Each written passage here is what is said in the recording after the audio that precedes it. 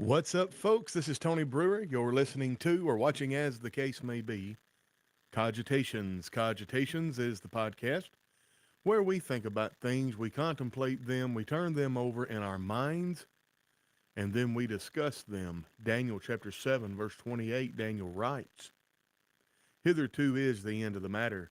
As for me, Daniel, my cogitations much troubled me. My countenance changed in me. But I kept the matter in my heart." Now, we're not going to keep the matter in our heart. We're going to talk about it. And today we're going to talk about the importance of Christian spouses. And this is a topic, quite frankly, that gets all kinds of heat. I remember years ago, I was doing a podcast with a person and we were live and we were talking about this subject and we were imploring parents, as you're training up your child in the way they should go, be mindful of how you teach them how to select a mate. Because one of the greatest indicators of success is having a mate. For instance, in the United States of America, there are three things you can do that all but guarantees you will not be impoverished, that you will be successful. Graduate high school, get married, don't have a baby before you're married. I think those are the exact three. I may have split one into two. It could be graduate high school, don't have a baby out of wedlock, and get married or get a job. It doesn't matter. The point is that one thing, choosing the right spouse, that can make or break. If you choose the wrong spouse, your life is ruined. More so, actually, if you're a man. Because if you choose the wrong spouse and a woman, you're going to be married 5, 10 years. You've chosen the wrong spouse. The marriage dissolves. And now you are on the hook for thousands of dollars, in some cases, per month. And you're basically castrated for the rest of your life. It's difficult, very difficult. So we've got to choose the right spouse. Now, what is the easiest way to choose the right spouse if you're a Christian? Only date or court, whatever you want to call it, within your faith. Christians. There is not a direct commandment, an explicit commandment that prohibits marrying outside of the Christian faith. We will talk about 2 Corinthians 6 in this podcast, and we will pull a general principle that can be applied to this.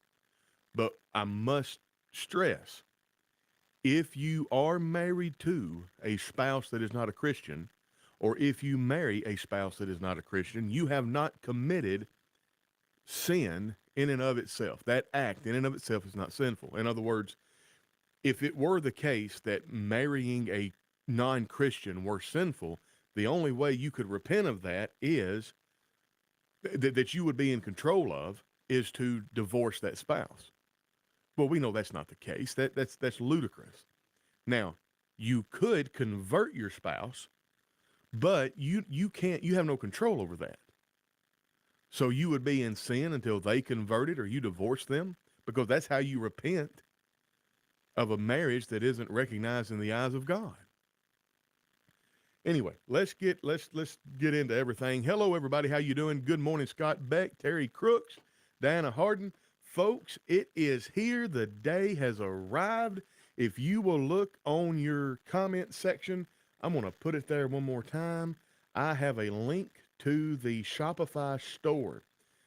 This has not been cheap to do. It has cost a great amount of time. It's cost a little bit of money, and we're thankful that that's you folks who support us. This is the fruit of your support. The advertisement that we're able to do to grow the channel, being able to have these designs and do this store and everything. And the store is not finished, as in it's going to be viscous is not the right word. It's going to be growing and changing. It's going to ebb and flow. We're going to be testing these designs and these products, and if we don't like them, we're gonna nix them. But what I have shared in the comments section is, well, wait a second. Well, that's Podbean. Hold on. Let me go here. All right. Now, copy. Now we're cooking with hot butter. There it is. Christianity Now, my shop. This is a jumbo 20-ounce coffee mug, and I have it marked down to where it is $15.01, and that is not very much more than what we pay for it. And the way this works is whenever you place this order, this Shopify communicates with the print-on-demand shop. They print it and they ship it. And if you're in the United States, this ships from the United States. I've ordered me one of these cups. It is on its way. I had to pay like $14 shipping to get it to Canada. But this is based in the United States, so you won't be paying a whole lot for it. I did test this out. I ordered a shirt and had it sent to the United States to Aaron Dotson. And so it's on its way. So this is absolutely working. One of you that are listening, I owe a shirt. You will get that. I've figured this out. And I did not realize that I could go all the way back and get something like that. But anyway, I'm kind of excited. So remember, if you want to support us and you want value back for your support, go to the Christianity Now Shopify store. You can go there just simply by clicking on the link that I put in the comments section, christianitynow.myshopify, which I don't know. Just click the link and explore the store. And that's a way you can support us and get something in return that's tangible. It's branded. We got a lot of neat stuff. And yeah, that's it. And we'll have other things in the future, like I can do discount codes, and like I'm thinking about doing a discount code like Maslow Rocks, so you can have a discount off of your order if you type in Maslow Rocks, and we'll have a promotion where we do that. Remember, if I say some stupid thing that you think would be funny on a shirt, I still want to do the shirt. We need to sit at Jesus' feet, not in his seat, and then have a picture of a version of Jesus Christ sitting on a throne and a human being kneeling at his feet. It's just in the future. Scott Beck says, thank you. I look forward to shopping. Awesome. And the Sword and Pearl, hello. Oh, good to see you, Sword and Pearl. So let's get into this. Your life will be much better if you pick a spouse that shares your values. I don't care what religion you are. I don't care if you're an atheist. I don't care anything. If you are a diehard Alabama fan, like football, Roll Tides, your life is going to be better off, and there's going to be less friction if you marry somebody who is a diehard Alabama fan, because they're going to share your same values. Come game day, they're going to be like, yes, have the guys over. Let's have a party, this, that, and the other. We're going to watch the game. Where if they're not a diehard Alabama fan, then they're going to think that's silly.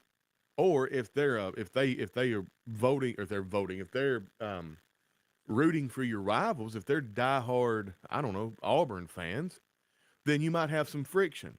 Now you might be thinking, Tony, that's rather silly, because that's football silly, and I know a lot of people that root for different teams on game day. Well, I understand that, and that's a little frivolous, but if we can see it there in the micro, then we should be able to visualize it in the macro. And I like what Ben Shapiro says when he talks about picking a spouse. How many children do you want? How are you going to discipline your children? What religion are your children going to be? What values are you going to instill on your children? Do you want to be a stay-at-home mom? Do you want to be a stay-at-home dad? Do you want a private school, homeschool, public school? Whatever. All of this stuff. When is the proper time to discuss that? My suggestion is do it on the first date. Like do it way, way earlier as opposed to later. Here's the thing. What courting should be, what dating should be, it should be a way for young people to get to know one another and know their values so they can figure out whether or not they will be compatible. And then once they figure out whether or not they are compatible, then they can allow themselves to be open and vulnerable and allow a romantic relationship to grow. But there should be much logic on the front end and much logic on the back end during the relationship building process. In the middle, that's where all your lovey-dovey, butterfly in the stomach, romantic type stuff should fall. So, how should this go? Well, I'm 16 years old. I meet a girl, and I'm a man, so I'm teaching from a man's perspective. I'm 16 years old. I meet a girl. Hey, how are you doing? I rather like you, and I'd like to take you out for coffee. Can you Saturday? Can I pick you up and we can go to the coffee shop and we can maybe drink some coffee and eat some lunch or something? Well, sure. And so you pick that girl up and you take her to the coffee shop and y'all drink coffee and maybe she orders her coffee a certain way that tells you something about her. You talk to her about the future. You're like, what are your future plans? Ask her about herself. Ask her what she likes, what she dislikes, and be upfront and transparent. Don't hide the ball. This culture has, at least I think it still does, promote a kind of recreational dating. In other words, I'm going to play the field until I'm ready to settle down. No, you need to be taught that once you become a certain age, 16, 17, 18 years old, it's time to settle down. There should be no, like, we don't call it this, but in the church, we have a rumspringa, like the Amish do.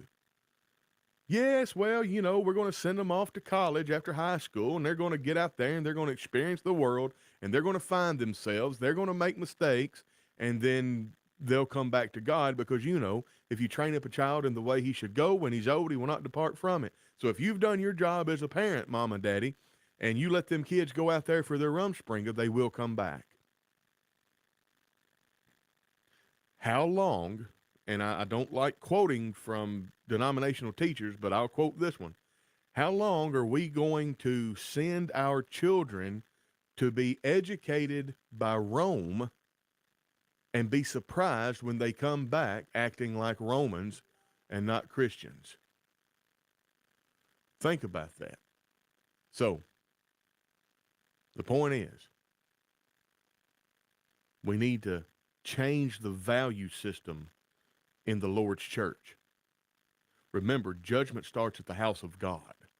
So we look inward, we change our value system, and we start telling our young men and women, hey, it's 16, 17 years old. Yeah, you need to be thinking about your future.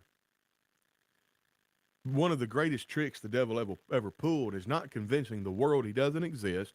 It's not convincing the world that, I'll tell you what it's convincing the world of. It's convincing the world that they have plenty of time. And we tell this to young people. And so we rob a young man and a young woman sometimes as much as 15 years of relationship building and wealth building. And we have our children start their adult life behind the eight ball, as it were. True that. I'd love to be a stay-at-home mom and teach the kids. Absolutely. And the sad thing is, and I want to get Hey Hey Alabama's quote, sorry, it quotes on my mind, comment. But sadly, what most young people were taught by the generation that raised me, I'm 46. So from about 30 to 40, 45, thereabouts, that generation was taught that you need to focus on self. You need to make sure that you have all the experiences that you want to experience out of the way. And you've got plenty of time to settle down, to pick a mate, and to start a family and to find a career. And the answer is you don't. You do not have plenty of time. We live 100 years. We're just going to break it down in 20. The first 20 is figuring out who we are. The second 20 ought to be wealth building, relationship building, family building. And in the next 20, you can enjoy yourself. Just maintenance, stability. And then the next 20 is your golden years. And you can sit back, you can enjoy all the little babies, you can enjoy traveling, you can do all of that. But the problem is that generation that reared my generation from about 30 to 45, they rob the young people of about 10 to 15 years of that. They rob an entire season of their lives. That's it, Facebook user. Redeem the time. Parents make a big mistake by not putting their children in local junior college first. They have no idea how to be on their own. Absolutely. And sadly, hey, Alabama, they wouldn't need to do that if we would go back to how things were done in the good old days, like in the 80s and 90s. If we would go back to how things were done then, you know, you had kids, like I remember at 17 years old, I was gone out of my house.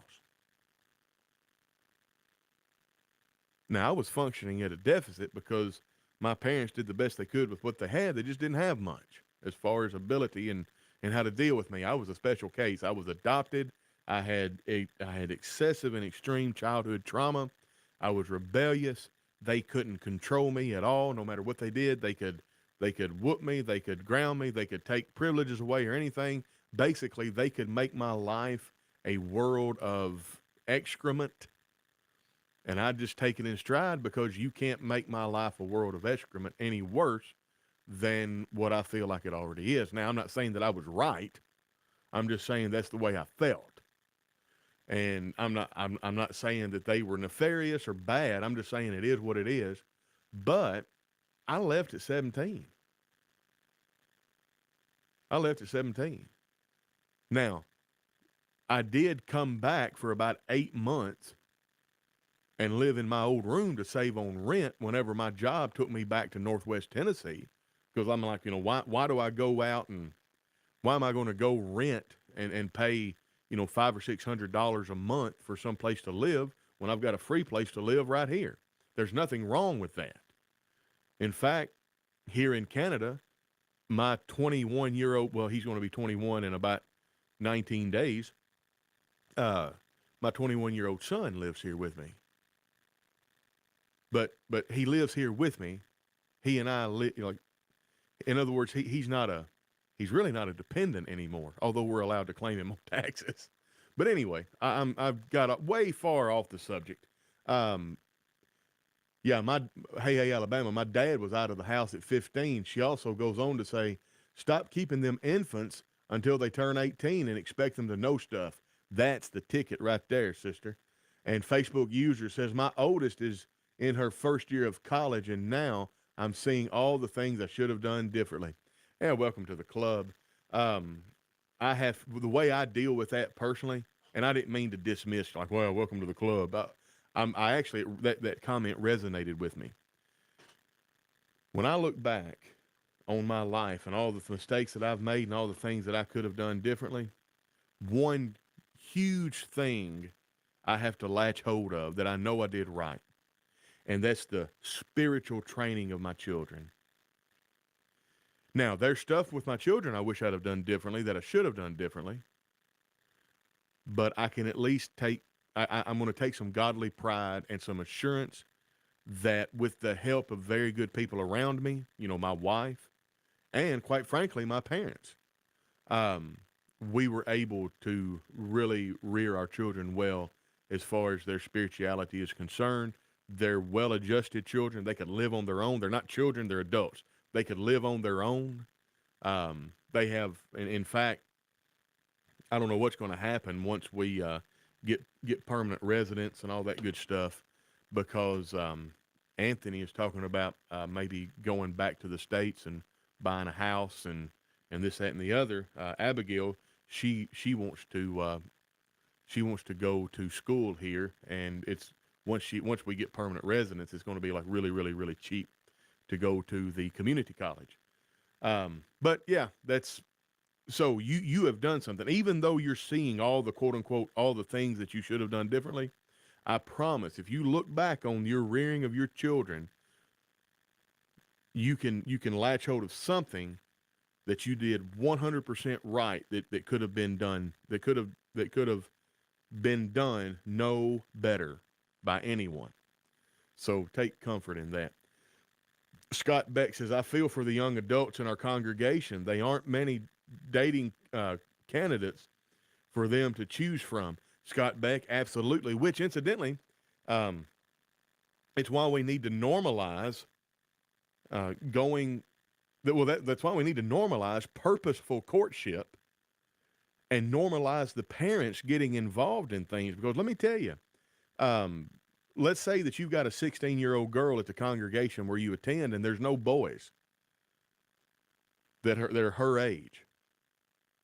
And when I say her age, I mean she's 16. A courtship candidate could be all the way up to 25. Now that doesn't now from a worldly standard that sounds like pedophilic, but it's not, because when she's 18, that man will only be 28.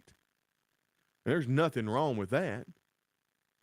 In fact, there's nothing wrong with a husband being about 10 years older than a spouse, than a wife. Oh, that's it. We can all have done better with some things, but we didn't do as bad as we think. You got that right. Hey, Alabama. You got that right. But the point is, what her parents may know somebody 2 or 3 towns over, and they say, well, we got 4 boys here that are between the ages of 16 and 22 that are perfect candidates for her courtship. And incidentally, when you take premarital sex off of the table, there's nothing. I mean, what's the difference between a 16-year-old and a 19-year-old when you take sex off of the table? Remember, we need to normalize teaching purity to our young men and women. You do not have sex before marriage. You don't. The problem is, sex is what kissing on the lips used to be 50 years ago. Used to, and well, back whenever I was coming up, if a girl let you kiss her on the first date, she is kind of considered a slut.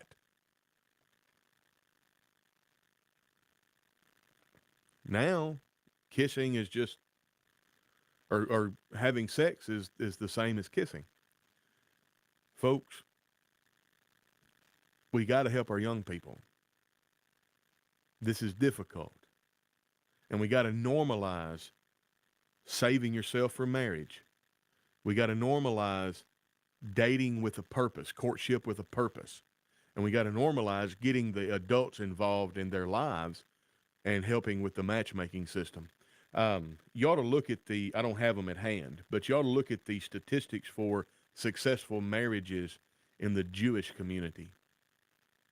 Do you know all of those Jewish grandmamas, if they meet somebody that's single, they start listing other people off like, oh, I know this person, I know that person, I know that person, they'd be perfect for you. What's wrong with that? Why don't we do that? Anyway, just something to think about. And incidentally, talking about there aren't many dating candidates for them to choose from. That's why we need to teach our young men, hey, you don't need to take a few years of Rumspringa to find yourself. You need to grow up. You need to be responsible. You need to set yourself up and make yourself have the ability to be able to take care of a family from a very early age. Teach them responsibility. Teach them to be grave, sober, vigilant, diligent. Teach them all those qualities. Teach them how to be masculine in a godly way. And then our women, And this is a hard one for women to hear. Women need to stop listening to other women give them advice about men.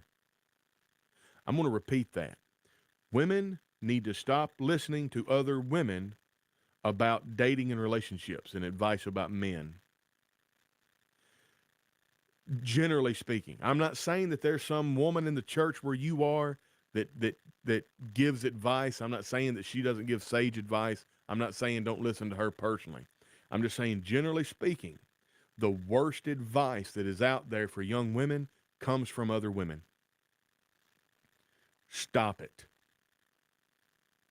If you want to know, if you're 16 years old and you don't have any responsible adults in your life and you want to know what men want, go to a man that's my age that's been married for 24, for 25 years and say, what do men want in a wife?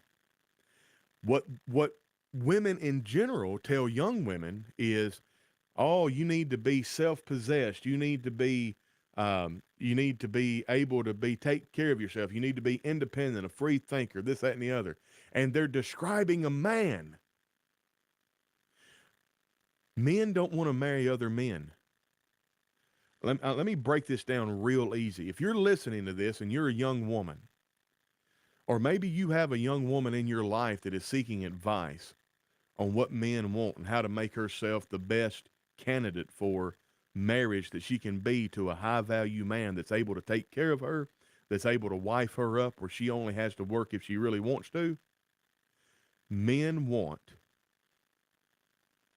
a young, pure virgin with zero debt and no tattoos. And if you'll notice, I did not describe physical beauty. I didn't say on a scale of 1 to 10 she has to be a dime. They want a woman that is unencumbered by the baggage of the world.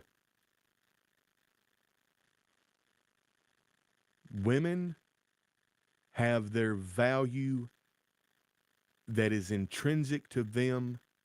They're born with it, and it needs to be preserved. Men, their value is not intrinsic to them. Men are only valued for what they can provide. That's the way God set it up. It may sound brutal. I don't really care. A man's value has to be earned. A woman's value has to be preserved.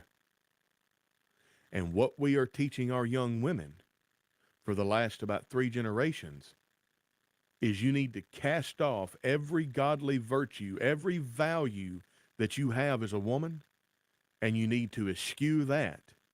And you need to be independent, strong-willed, a boss babe. You need to find yourself a good job so you can have your own career. And then by the time you're ready to settle down, you have $200,000, $100,000 in debt from going to college. You have gone through what is normally called a hoe phase, your rumspringa, where you've given yourself to some men, and then because you're not living according to your actualized self, you have high anxiety and neuroticism, and you've got weird colored hair, you've got tattoos and this, that, and the other, and you are no longer worth as much as you were.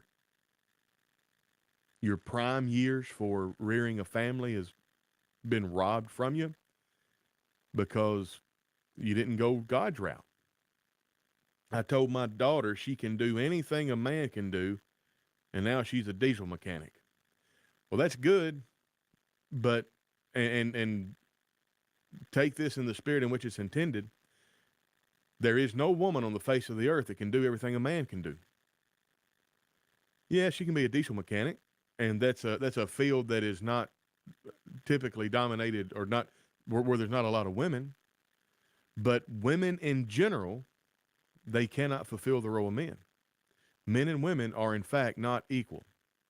In other words, you cannot substitute a man for a woman or a woman for a man. And that is what the zeitgeist has manifested into this demon that walks the earth and devours our young women, because it tells them you are no different than a man, and it tells men you are no different than a woman. So what has happened? Well, we have a bunch of feminine men and we have a bunch of masculine women. I've just bummed myself out. Good grief. Um, so all of this, that is why choosing a Christian spouse, if you're a Christian, is important. Because if not, you're going to be fighting these battles all the time. I go back to Exodus chapter 34. In fact, we just studied this past Sunday, and I think it's very interesting. Let's read some. Exodus 34. I'm going to start reading in verse 10 because it's important for the context. And he said, Behold, I make a covenant before all thy people. I will do marvels such as have not been done in all the earth, nor in any nation, and all the people among which thou art shall see the works of the Lord, for it is a terrible thing that I will do with thee. Observe thou that which I command thee this day. Behold, I drive out before thee the Amorite and the Canaanite, the Hittite and the Perizzite and the Hivite and the Jebusite. Take heed to thyself, lest thou make a covenant with the inhabitants of the land whither thou goest, lest it be for a snare in the midst of thee. But ye shall destroy their altars and break their images and cut down their groves. For thou shalt worship no other God, for the Lord, whose name is jealous, is a jealous God. Lest thou make a covenant with the inhabitants of the land, and they go a whoring after their gods, and do sacrifice unto their gods, and one call thee, and thou eat of his sacrifice. And thou take their daughters unto thy sons, and their daughters go a whoring after their gods, and make thy sons go a whoring after their gods. Thou shalt make thee no molten gods. So God, through Moses, is saying, look, observe and do this which I command of thee. Drive out all of the inhabitants of the land, smash their altars, cut down their groves.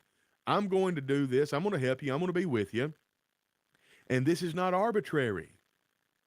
The seed promise, Jesus has to come from the line of Judah. We have to keep the line of Judah pure. We cannot dilute the seed of God's people with the seed of the world.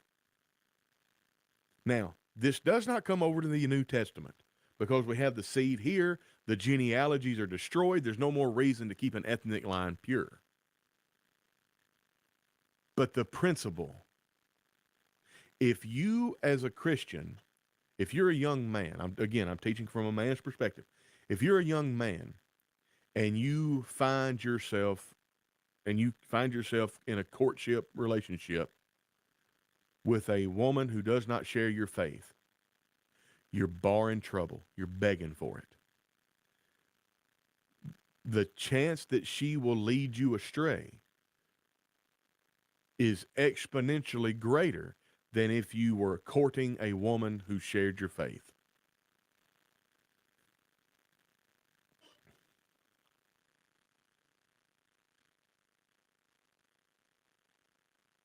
There is a cautionary tale. 1 Kings, let's go to that. Chapter 11. Everybody knows who I'm going to be talking about. And this is really sad. Listen. But King Solomon loved many strange women, together with the daughter of Pharaoh, women of the Moabites, Ammonites, Edomites, Zidonians, and the Hittites, of the nations concerning which the Lord said to the children of Israel, Ye shall not go into them, neither shall they come into you, for surely they will turn your heart after their gods. Solomon clave unto these in love. And he had 700 wives, princesses, and 300 concubines, and his wives turned away his heart. For it came to pass, when Solomon was old, that his wives turned away his heart after other gods, and his heart was not perfect with the Lord his God, as was the heart of David his father. That is absolutely sad. I'm thinking there's another. I'm thinking of chapter. Let me see something. Yeah. Listen to this. This is 1 Kings 3, verse 3. And Solomon loved the Lord, walking in all the statutes of David his father. Only he sacrificed and burnt incense in high places. How sad is that? Why did Solomon could have followed in the footsteps of his father David. And he did for the most part, but one thing. He sacrificed and burnt incense in the high places. Why did he do that? Because his heart was turned away because of these strange women. This is a cautionary tale. Young woman, what do you think the chances are of you remaining faithful in Christ, choosing a spouse that's not a Christian? How long do you think you can function in faith through that friction? Hide and watch. Almost 20 years into being unevenly yoked, it makes everything harder than it needs to be. That's the thing. We could stop the podcast now. How much easier would it be if the husband and the wife were on the same page as far as faith goes? Everything is harder than it needs to be. Because you just have two different worldviews. You have two different frames of reference. All right. So let's talk about the theological implications of choosing the right spouse. Well, there is a call to holiness. Now, everything that we're about to talk about is general principle, okay? I've got to repeat, you are not in violation of the law of the new covenant if you have a spouse that's not a Christian, okay? All of this is generally speaking. This is a principle. Leviticus chapter 19, we're going to go to the Old Testament here, but I think it's worth looking at because what can we know about God from Leviticus? Speak unto all the congregation of the children of Israel and say to them, ye shall be holy, for I, the Lord your God, am holy. And then you're going to read all kinds of things that they are to do that differentiates them from the nations. They can't do these things that differentiate them from the nations if they are in a bone of my bone, flesh of my flesh contract with the nations. Now, think about if you're a man, Christian man married to a non-Christian woman, or if you're a non-Christian, or if you're a Christian woman married to a non-Christian man. Every time you have to participate and act in ways that separate you and differentiate you from the world, the person with whom you are in a bone of my bone, flesh of my flesh contract is going to be pulling against that and working against that. How long can you keep that up? If your spouse decides to leave the faith, keep going. It makes things difficult too. Yeah, that's a good point. Hey, Alabama. If both of you are Christians and your spouse decides to leave the faith, if you remain faithful, it makes it hard for them to leave the faith. It creates friction on their leaving. That's one reason why, well, Ecclesiastes, I can't remember the verse off the top of my head, but you can find it. A threefold cord is not easily broken. Now, think about who are the participants in a bone of my bone, flesh of my flesh contract. There's three, folks. God, man, woman. All right? So if all three of you are on the same page, then you're all three together in everything. But what if you're only on the same page in a few things? Well, that leaves a vulnerability for the devil to come in and break things up. That leaves a vulnerability for the devil to come in and drive a wedge. If the man and the woman are both Christians, they're in a covenant relationship with God through their faith and through the marriage, the devil's going to have to work mighty, mighty hard to find a vulnerable spot in which to insert his wedge to break things up. First Peter chapter 1. Let's go there. So we are called to be separate, to do things that are differentiate ourselves from the world. First Peter chapter, well, I've lost where, yeah, 15 and 16. Couldn't find it for a minute. But as he which hath called you is holy, so be ye holy in all manner of conversation, because it is written, be ye holy, for I am holy. Sorry, there's some weird noise going on in the background. That's it. Just be holy. Why? Well, because God that called you is holy. So that's the theological implication. Just very cut and dry. If you're a woman and you marry a non-Christian man, if you're a Christian man and you marry a non-Christian woman, you're going to have friction. Theologically, it's going to be more difficult for you to separate yourself from the world. So let's talk about some practical applications. Well, think about, well, first off, I want to go to Malachi. Again, I know I'm going to the Old Testament a lot, but remember, for whatsoever things written aforetime, written for our learning, that we, through patience and comfort of the Scriptures, might have hope. Malachi chapter 2, verse 15. And did he not make you one? I can't read. And did he not make one? Yet had he the residue of the Spirit, and wherefore one? That he might seek a godly seed. Therefore take heed to your spirit, and let none deal treacherously against the wife of his youth. The context here is that God, through the prophet Malachi, is telling the people, look, you've dealt treacherously with the wife of your youth. Go all the way back to verse 11 of Malachi chapter 2. Judah hath dealt treacherously, and an abomination is committed in Israel and in Jerusalem, for Judah hath profaned the holiness of the Lord, which he loved, and hath married the daughter of a strange god. Hide and watch. Hide and watch. You may have hit enter too early. If C. So the nation of Israel joined itself to another nation. And God is saying, look, you've dealt treacherously with the wife of your youth. Why is it so important for you not to intermarry with the nations round about?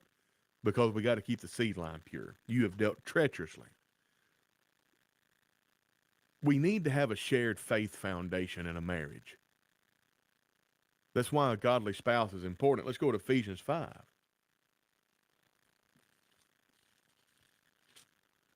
Let's go to 22. Listen to this. Wives, submit yourselves to your own husband as unto the Lord. For the husband is the head of the wife, even as Christ is the head of the church, and he is the Savior of the body. Therefore, as the church is subject to Christ, so let the wives be subject to their own husbands in everything. Husbands, love your wives, even as Christ also loved the church, and gave himself for it, that he might sanctify and cleanse it with the washing of water by the word, that he might present it to himself a glorious church, not having spot or wrinkle or any such thing, but that it should be holy without blemish. So ought men to love their wives as their own bodies. He that loveth his wife loveth himself. For no man yet hated his own flesh, but nourisheth and cherisheth it, even as the Lord the church. For we are members of his body, of his flesh, and of his bones. For this cause shall a man leave his father and mother, and shall be joined unto his wife, and they two shall be one flesh. This is a great mystery, but I speak concerning Christ and the church. Nevertheless, let every one of you in particular so, in this manner, love his wife even as himself, and the wife see that she reverence her husband, folks. Hey, hide and watch says, sorry. No, I was curious about your comment. This is what I was talking about, and I didn't mean to say anything that would make you think you needed to apologize. I was just sad that if you had a thought, it didn't get out there. So why did we take the time to read this text? Our life will go so much smoother and have a lot less problems if we have the same foundation of faith.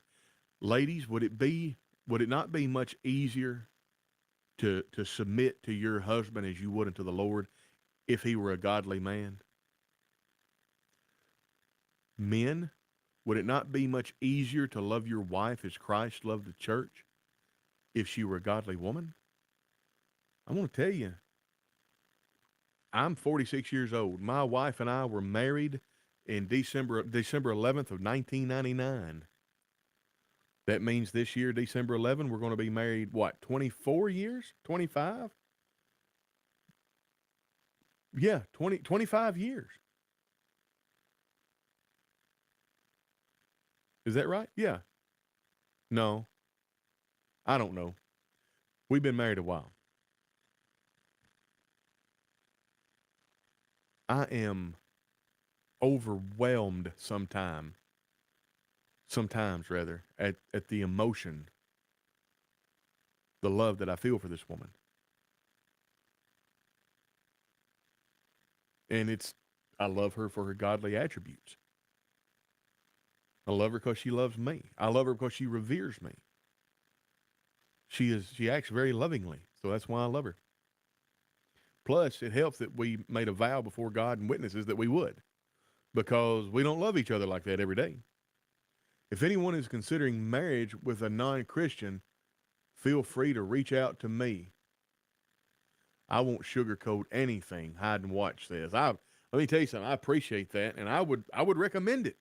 Look, if you're as parents, if you're a set of parents and you have a young man or a young woman that's considering courtship or dating, and you're trying to warn them against dating outside of the Christian faith, look up Hide and Watch. Send them a message, or go talk to somebody that is in that situation and say, would your life be improved, or what's the opposite of improved? Worsened, if you had a spouse that was shared the same faith. So Deuteronomy 6:6-7, this idea, well, let's just go back to Deuteronomy. Everybody knows this Deuteronomy passage, but I don't think it hurts none to read it. Deuteronomy 6:6-7. And these words which I command thee this day shall be in thine heart, and thou shalt teach them diligently unto thy children, and shalt talk of them when thou sittest in thine house, and when thou walkest by the way, and when thou liest down, and when thou risest up. And thou shalt bind them for a sign upon thine hand, and they shall be as a frontlets between thine eyes. And thou shalt write them upon the posts of thy house and thy gates, and it shall be, when the Lord thy God shall have brought thee into the land which he sware unto thy fathers, so on and so forth. Folks, if you're going to train up a child, and your goal should be to train up a child that whenever he's old enough or she's old enough to reach the age of accountability, they obey the gospel. How much more difficult would that be to do if you were the only one doing it? Scott Beck, we had an older couple in the church. She was a Christian. He wasn't. She worked on him for 30 years, and he was finally baptized. No telling how hard she worked and prayed for him to be saved. Amen. And you know what? And I know you're not doing it for this reason, but this is a good segue into making this next point. I am so happy that testimony is hers. But you alluded to, like, no telling how hard she had to work and how diligently she prayed. In other words, it was a lot of work. It was a lot of trouble. How much better would it have been for her to be married to a Christian spouse in the first place? And ladies, this is for you young women. I tell my daughter this because if my daughter finds a mate here in Canada, he's not going to be a Christian when they meet. But what I tell her, if some boy works up the nerve to ask you out, say, sure, we can go out. Our first date, meet me here at the Riverview Church of Christ. Make him court you through your Christian family. If he doesn't want to do that, he's not the guy. And if he does want to do that, then you court him as long as you feel like he's willing to listen And the minute he says, you know what, this Christianity is good for you, but I'd love to date you. I'd love to, maybe even build a life with you, but I'll never be a Christian. And he doesn't have to articulate that in those words. You're going to know it. Then, as hard as it might be, you got to cut him loose. And it's better to know sooner than later because guess what? Ladies, young men, young women, you're running up against a clock. All marriage have some issues, even when you share core beliefs. You're just asking to multiply those issues by multitudes by not sharing core beliefs. That fact alone ought to be enough to convince people of the gravity of this situation.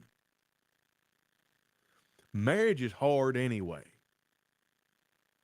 Why double down on the difficulty? Now, mutual understanding and commitment. 2 Corinthians chapter 6. Let's go here. Now, many of my brethren have a false idea of the finality of 2 Corinthians chapter 6. Listen to this. I am going to do verse 14, and I'm just going to read to the end of the chapter. I'm going to make a point here about how strong of a commandment this is. So if this is talking about unequally yoked in marriage, then hide and watch would be in sin for being married to a non-Christian and would have to repent of that sin and bring forth fruit meet for repentance. How in the world could she do that? You'd have to dissolve the marriage. Is that really what Jesus is teaching? Or is that really what the Apostle Paul is teaching here? Well, no. Let's read it. Be ye not unequally yoked together with unbelievers, for what fellowship hath the righteousness with unrighteous, and what communion hath light with darkness? And what concord hath Christ with Belial? Or what part hath he that believeth with an infidel? And what agreement hath the temple of God with idols? For ye are the temple of the living God. As God hath said, I will dwell in them and walk in them, and I will be their God, and they will be my people. Because of this, come out from among them. So here's the remedy in the text. If unequally yoked can be applied to a marriage, then the remedy for that is to come out from among them. Wherefore, come out from among them, be ye separate, saith the Lord. Touch not the unclean thing, and I will receive you. So, if it is the case that this is talking about a marriage, then the only way for you to be received of God is for you to touch not that unclean thing. The unclean thing would be your spouse there. There's just one problem. When you read 1 Corinthians chapter 7, we know that when a non-Christian is married to a Christian, the spouse is sanctified by the believing spouse. In other words, in relation to the marriage, evidently, the spouse is not unclean in relation to the marriage. For this bone of my bone, flesh of my flesh, so therefore neither are the children unclean. But if being unevenly yoked is referring to marriage, then the only remedy for being unequally yoked is to divorce. And that's not what Paul is saying at all. This is talking about the fellowship of a false teacher. In other words, don't sit at the feet of false teachers. Don't be in fellowship with false teachers. Don't go rub elbows with known false teachers. Don't put your stamp of approval on what they say and do. But we will apply the general principle to a marriage because think about how much influence your spouse has on you. Now, for the next very few minutes, I want to talk about this this statistic that is often cited. When dad comes to Christ first, 93% of families will follow. When mom comes to Christ first, 17% of families will follow. When kids come to Christ first, 3.5% of families will follow. The conclusion is the father, the man, has the most influence on the home. Well, there's just one problem. This this statistic is apocryphal in nature because, well, let me just read this. So there are two possible sources for this statistic. I'm going to read you some here. I was able to locate two possible sources for the 93% statistic by finding a few articles that included a source citation. A few websites attribute the data to original Promise Keepers movement of the late 1990s, with at least one claiming the source of a study by Promise Keepers and Baptist Press. However, I can find no evidence of such study. Moreover, Promise Keepers Online resources don't reference the statistic at all, which seems odd if the data is a result from one of their studies. A few websites mention or footnote the Promise Keepers at Work, a group study resource published in 1996, and actually named the Promise Keepers at Work. And this book includes a reflection question in a sidebar. And here it is, open quote. Consider this. When a child is the first to attend church, 3.5% of families follow. When a wife or mom is the first to attend church, 17% of families follow. When a dad and husband is the first to attend church, 93% of families follow. The study guide does not provide a source for the data, nor does it claim to have conducted a study. There is no other reference to this information, its source, or the means by which it was obtained in the study guide. I was able to contact one of the book's authors, and he does not recall all the source of the information, or he does not recall the source of the information. The authors of the book were on staff at Campus Crusade for Christ, which also does not claim to have conducted the study, and does not cite the statistic in their current resources. So it doesn't bode well for the accuracy of the study. The other possible source is the demographic characteristics of national minorities in certain European cities, a study conducted in Switzerland in 1994. This citation appears on at least one Catholic website, and I was also directed to a study in the comments on social media posts that shared the 93% claim. A reference librarian tracked down the study for me, and it includes a brief section addressing the continuity or discontinuity of church attendance across generations. So I wanted to be very, very transparent and open here and not use a study that's considered bunk. That being said, I think it's just fine to, in an a priori, to make an a priori argument here. Like, we can look around and see. When the man is a Christian, the chances are exponentially higher that the family will follow. I think we need to be careful citing this study, but I think we can believe our own eyes. We can believe the anecdotes of our own lives. And we got a bunch of people together. We can talk about, well, who do you know that's in marriages where only the wife is a Christian? Very often the children do not grow up to be faithful. And then you have 10 generations that are not Christians. What happens whenever the man is a Christian and the wife is not? Very often, in many cases, the man falls away and nobody in that family is a Christian, but at least on a much higher level, the wife is converted. What about, though, when the man and the woman both are Christians? Very often the children grow up to be Christians if things are done right. Our retention rate in the Lord's church is much higher than the retention rate of denominations. Folks, that's why it's so important to pick your spouse, because you're not just picking somebody you're going to live with the rest of your life. You're going to be picking the father or mother of your children, the grandmother or grandfather of your grandparents, and you're going to be picking the person that's going to be trying to help you or hinder you to get to heaven. Hide and watch, as I found that most Christians, including myself, that someone considering marriage to a non-Christian isn't really being faithful to a faithful Christian at the time. Hide and watch, that is a brutal statement, but I tend to agree with you. Yeah, friendship with the world is enmity with God. And here's the thing, especially to the young women out there. If you allow a young man to date you and he's not a Christian, he's going to have certain sexual expectations for you of you, and if you don't perform, he's just going to go find somebody that will, because young women that are willing to do that are a dime a dozen.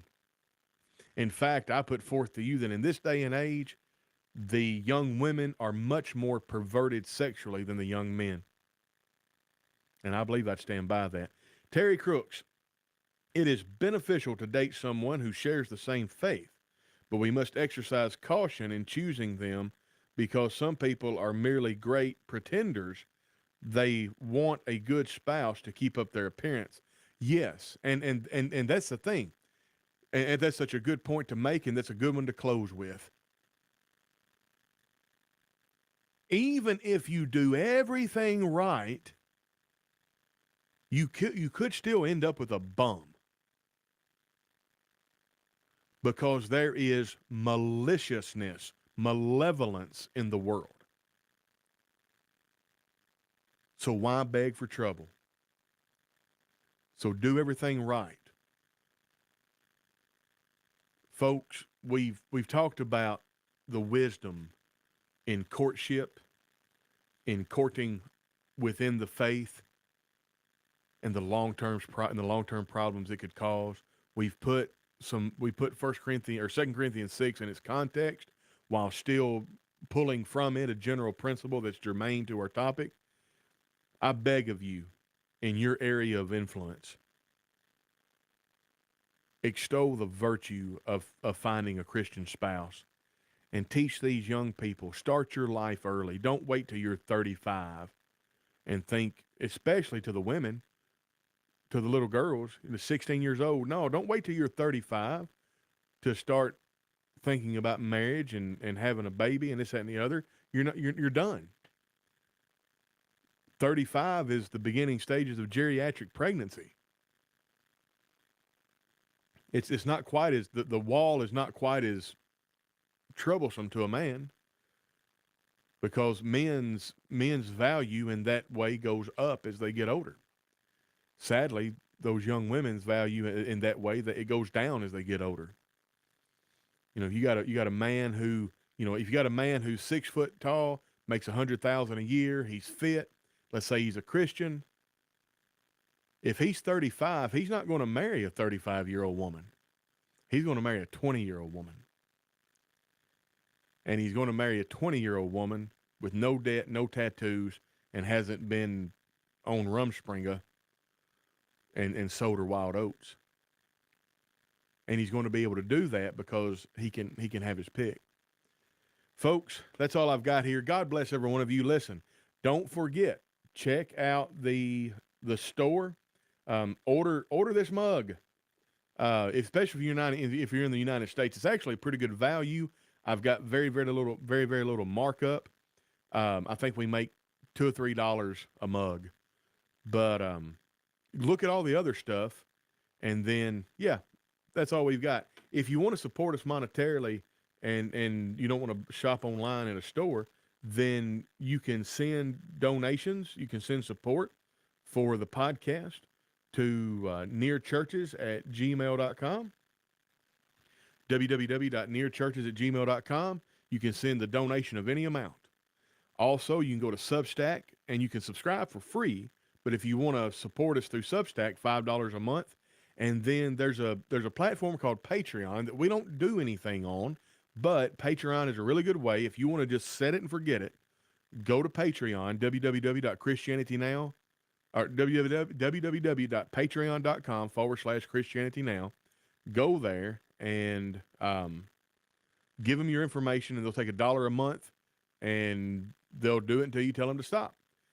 That's it. God bless you. Thank you so much. Podbean, Apple Podcast, Spotify, TuneIn Radio. Please subscribe, and subscribe to the YouTube channel. And that's all we've got. God bless you, and we'll catch you on the flip.